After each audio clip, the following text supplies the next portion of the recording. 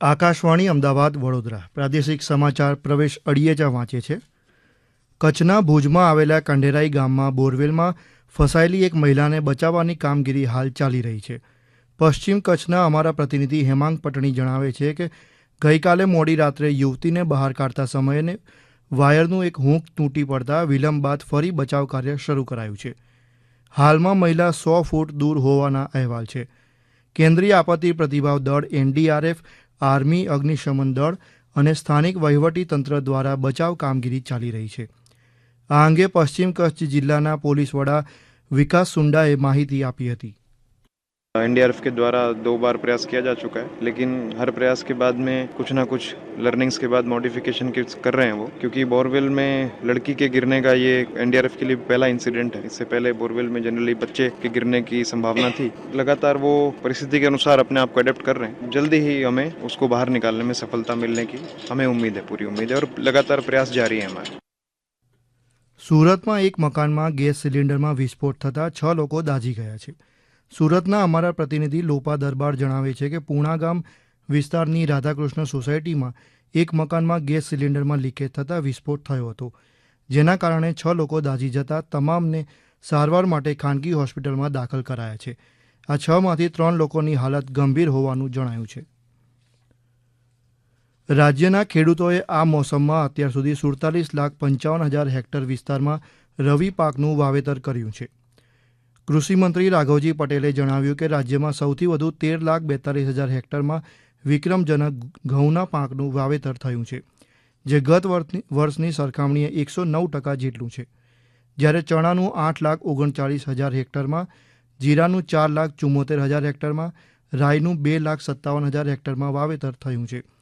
રાજ્યમાં હજી પણ રવિ પાકનું વાવેતર ચાલુ હોવાથી વાવેતરનો આંકડો વધવાની સંભાવના હોવાનું શ્રી પટેલે ઉમેર્યું હતું. કૃષિ મંત્રીએ જણાવ્યું કે પ્રવર્તમાન રવિ મોસમ દરમિયાન 92,000 હેક્ટરમાં ડુંગળી અને 1,56,000 હેક્ટરમાં બટેકાનું પણ વાવેતર થયું છે.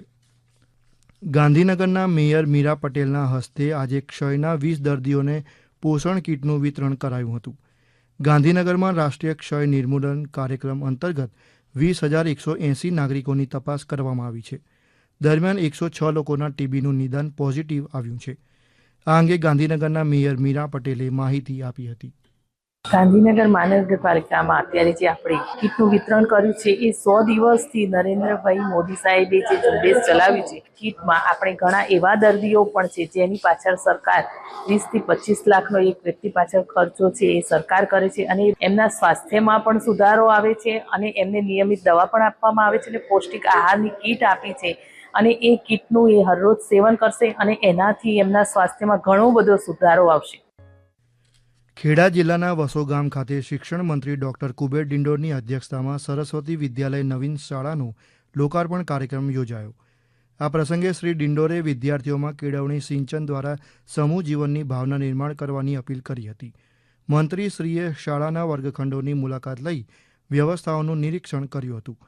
આ પ્રસંગે શાળાના વિદ્યાર્થીઓ દ્વારા સુંદર સાંસ્કૃતિક કાર્યક્રમ પણ રજૂ કરાયો હતો. મહેસાણા જિલ્લામાં આગામી સમયમાં 3 નગરપાલિકા અને 5 તાલુકા પંચાયતની ખાલી પડેલી 10 બેઠક માટે ચૂંટણી યોજાશે.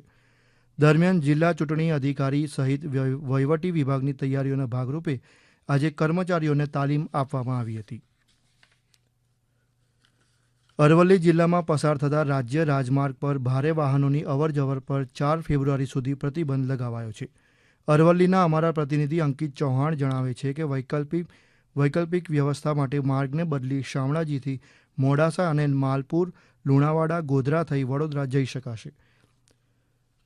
આ પહેલા શામળાજીથી આવતા ભારે વાહનો મોડાસાથી ધનસુરા અને બાયડ તેમજ નડિયાદથી પસાર થતા હતા. જોકે વારંવાર અકસ્માત થવાના કારણે 1 મહિના માટે જિલ્લા કલેક્ટરે પ્રાયોગિક ધોરણે આ જાહેરનામું બહાર પાડ્યું છે. જાહેરનામા મુજબ સવારે 8 વાગ્યાથી રાત્રે 8 વાગ્યા સુધી ભારે વાહનો માલપુર, લુણાવાડા થઈ ગોધરાથી વડોદરા જઈ શકશે. આ સમાચાર આપ આકાશવાણીના અમદાવાદ વડોદરા કેન્દ્ર પરથી સાંભળી રહ્યા હતા. આ સમાચાર આપ અમારી YouTube channel AIR news Gujarat પર પણ સાંભળી શકો છો.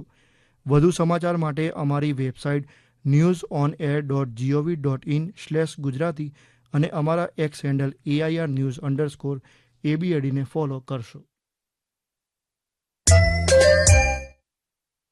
આ સાથે જ આકાશવાણીના અમદાવાદ વડોદરા કેન્દ્ર પરથી પ્રાદેશિક સમાચાર પૂરા થયા.